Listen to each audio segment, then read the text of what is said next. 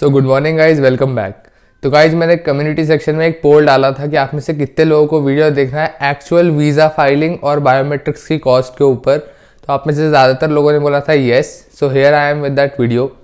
और गाइज ये वीडियो बनाने के पीछे एक और रीज़न ये है कि आप में से बहुत सारे बच्चे मुझे इंस्टाग्राम पे डीएम कर रहे थे और ये बोल रहे थे कि आपके जो कंसल्टेंट या एजेंट जिसके पास आप गए वो आपसे 25,000 30,000 चार्ज कर रहे हैं वीज़ा और बायोमेट्रिक्स के लिए, विच इज़ सीरियसली इंसेन। और गाइज प्लीज़ इन सब में मत फंसना। इस वीडियो में मैं आपको बताऊंगा कि आपकी एक्चुअल कॉस्ट कितनी लगती है, तो सब कुछ इस वीडियो में बताऊंगा। तो मेक श्योर वीडियो आप एंड तक ज़रूर देखो, बहुत इन्फॉर्मेटिव होने वाला है। और गाइज अगर आप चैनल पे नए हो तो मेक श्योर आप चैनल को सब्सक्राइब कर लो और वो बेल को भी प्लीज़ ऑन कर लेना, ताकि मैं हर 3 दिन में वीडियो डालता हूँ तो आपको सबसे पहले उसकी नोटिफिकेशन आ जाए और आप कोई भी वीडियो मिस ना कर दो। तो ज़्यादा टाइम वेस्ट नहीं करते हैं, सीधा आपको लेके चलता हूँ अपनी कंप्यूटर स्क्रीन पे। ओके गाइस, तो अब मैं आपको अपनी कंप्यूटर स्क्रीन दिखा रहा हूँ और अब मैं आपको स्टेप बाय स्टेप चीज़ें बताऊँगा कि कैसे क्या क्या होना है। तो सबसे पहले हम बात करेंगे बायोमेट्रिक्स के बारे में। तो अब मैं साथ साथ आपको हर चीज़ एक्सप्लेन करते जाऊँगा। सबसे पहले बायोमेट्रिक्स पे मैं गूगल खोलता हूँ और मैं यहाँ पे लिखता हूँ cost of biometrics for student और एंड में लिख देता हूँ कनाडा, ताकि आपको कनाडा स्पेसिफिक ही बताए। तो अब गाइस सबसे पहले आपको दिख रहा है यहाँ पे लिखा है in addition to the regular visa application fee a biometric fee of $85 per person will apply. Now ये पर पर्सन किसके लिए है, अब मैं आपको वो समझाता हूँ। नीचे आपको एक लिंक दिख रही होगी, ये कनाडा बायोमेट्रिक रिक्वायरमेंट की लिंक। तो इस लिंक पे मैं क्लिक करता हूँ। तो गाइज़ ये लिंक जो है ये ऑफिशियल कनाडा गवर्नमेंट की वेबसाइट की है, ये ऐसी वैसी वेबसाइट नहीं है, ऑफिशियल गवर्नमेंट ऑफ कनाडा की वेबसाइट है।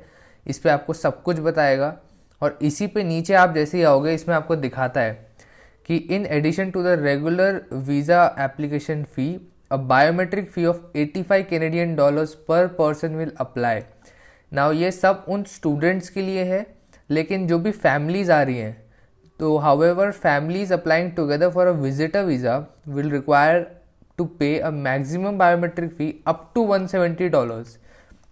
तो गाइज ये फैमिलीज जो आ रही है उनके लिए ये चीज़ $170 की होगी, लेकिन हम जैसे स्टूडेंट्स हैं, आप अगर स्टूडेंट हो तो आपके लिए जो एक्चुअल कॉस्ट होगी वो गाइज यहाँ पे होगी $85। अब गाइज मैं वापस एग्जिट करके ये नीचे वाली एक और लिंक है बायोमेट्रिक फ़ी की, ये भी वही वेबसाइट की है, पर इसमें आपको सारी तीनों जो भी फीस होती है बायोमेट्रिक्स की उनके बारे में बताएगा।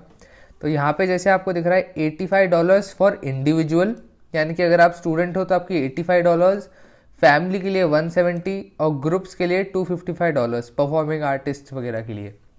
तो बाकी सब चीज़ों से तो हमको लेना देना नहीं है, हमको इस चीज़ से लेना देना है कि $85 लग रही है इंडिविजुअल के लिए।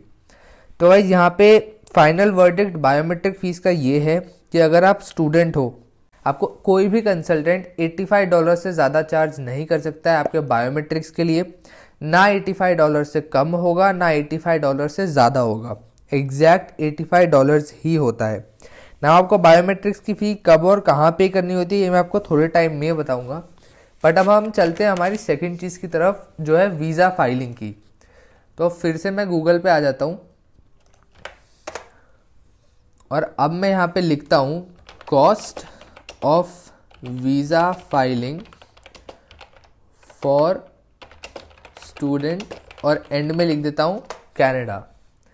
तो गाइज अब यहाँ पे आप देख रहे हो कि यहाँ पे जो ये दिखा रहा है स्टडी परमिट फॉर कनाडा, ठीक है गाइज। तो यहाँ पे आपको दिखा रहा है $150 पर पर्सन यहाँ पे दिखा रहा है ना। ये जो रेट यहाँ पे दिख रहा है 8,879, ये वेरी करेगा डिपेंडिंग ऑन कि उस दिन का कैनेडियन डॉलर का रेट क्या चल रहा है।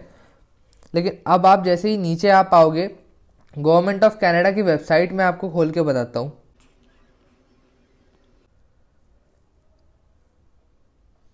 राइट गाइस, तो अब जैसा कि आपको दिख रहा है जितने भी परमिट्स कनाडा में होते हैं, स्टडी परमिट, वर्क परमिट, उन सब की फीस आपको ऑफिशियली गवर्नमेंट ऑफ कनाडा की वेबसाइट है इस पर मिल जाएगा।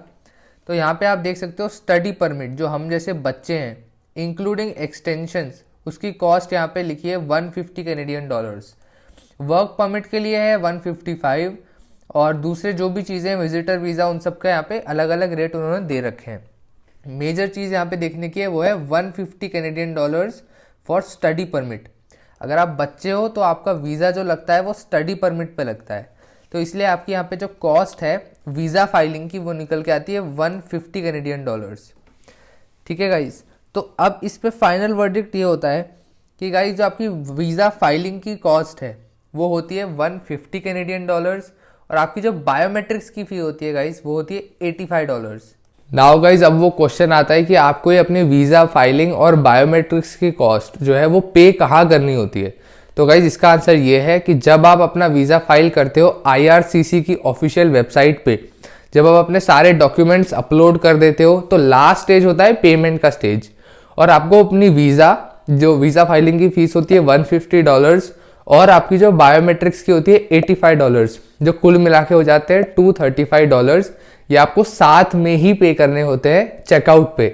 तो ये अगर आपका कंसल्टेंट आपको बोल रहा है कि अलग अलग पे करने होते हैं, तो बिल्कुल नहीं करने होते हैं, आपको साथ में पे करने होते हैं और सिर्फ $235 ही पे करने होते हैं कैनेडियन। तो $235 को अगर आप रुपीज़ में कन्वर्ट करोगे तो लगभग 14,000 के आसपास आता है। 200-300 ऊपर नीचे हो सकता है डॉलर के रेट के हिसाब से, उससे ज़्यादा नहीं होगा। तो आप अपने हिसाब से उस दिन जो भी कैनेडियन डॉलर का रेट है, जिस दिन आप वीज़ा फाइल कर रहे हो उसी दिन का रेट लगेगा गाइज। तो जिस दिन आप वीज़ा पेमेंट कर रहे होते हो, फाइल कर रहे होते हो, उस दिन चेक करना कि डॉलर का रेट क्या है और उसी के अकॉर्डिंग कैलकुलेट करके पे करना। 14,000 अगर मोटा मोटा भी ले तो 14,500, इससे ज़्यादा किसी भी कंसल्टेंट को आपसे चार्ज नहीं करना चाहिए। और गाइज ये जो काम है कोई इतना बड़ा काम नहीं है। बायोमेट्रिक्स मैंने मेरा खुद ही बुक किया था, मैंने कोई एजेंट से बुक नहीं किया था, इवन दो मैं नॉर्मली एजेंट के थ्रू जा रहा हूँ, बट स्टिल मैंने जो बायोमेट्रिक्स से कोई इतना बड़ा काम नहीं होता है, खुद ही बुक किया था। और जब मेरे एजेंट ने बोला कि हम बायोमेट्रिक बुक करते हैं, तब जो डेट मिल रही थी गाइज वो उस डेट से 1 महीने बाद की मिल रही थी, तो मैंने खुद से जल्दी बुक कर ली थी, तो उससे मुझे फ़ायदा मिल गया। तो गाइज अगर आप लोग ऐसा सोच रहे हो कि बायोमेट्रिक्स बुक करना कोई बहुत बड़ा काम है, तो ऐसा बिल्कुल नहीं होता है। आप लोग खुद भी कर सकते हो, मैंने भी खुद ही बुक करी थी और कोई बड़ा काम नहीं होता बायोमेट्रिक्स बुक करना। अब बात आई वीज़ा फाइलिंग की, तो गाइज इवन तो मैं एजेंट के थ्रू जा रहा हूँ, वीज़ा फाइलिंग में डॉक्यूमेंट सारे मेरे, डिटेल सारी मेरी, बस भरनी है उस आदमी को। और गाइज मैंने जब जैसे उनके थ्रू भी करवाया था, तो उन्होंने एंड में मेरे को ही भेजे थे वो सारे फॉर्म्स क्रॉस चेक करने को।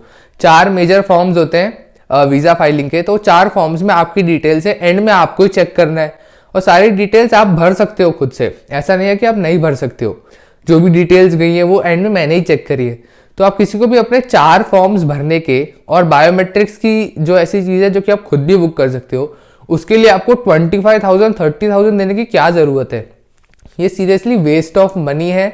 और गाइस ये तब होता है, मैं बता देता हूँ, अगर आप जैसे बहुत सारे बच्चे 11th-12th के बाद जाना चाहते हैं, उनको उतनी समझ नहीं होती है, आई नो।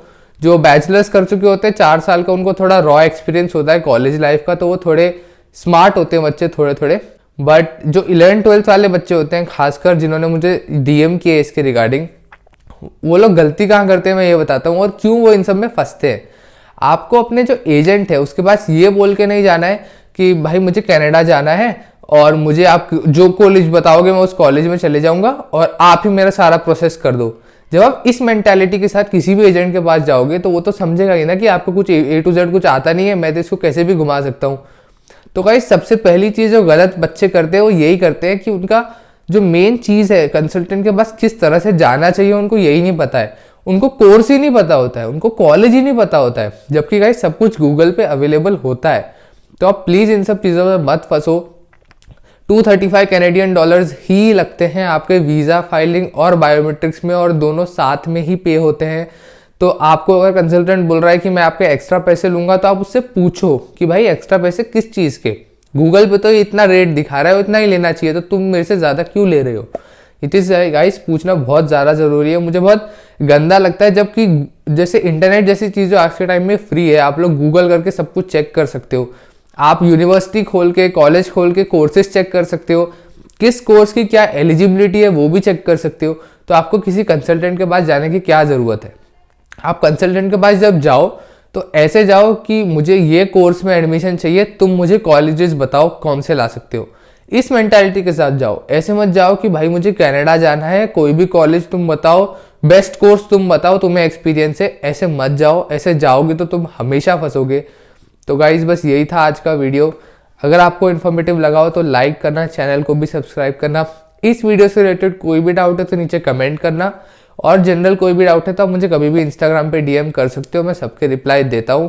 तो अब मिलते हैं आपसे नेक्स्ट वीडियो में, तब तक के लिए stay safe and bye bye.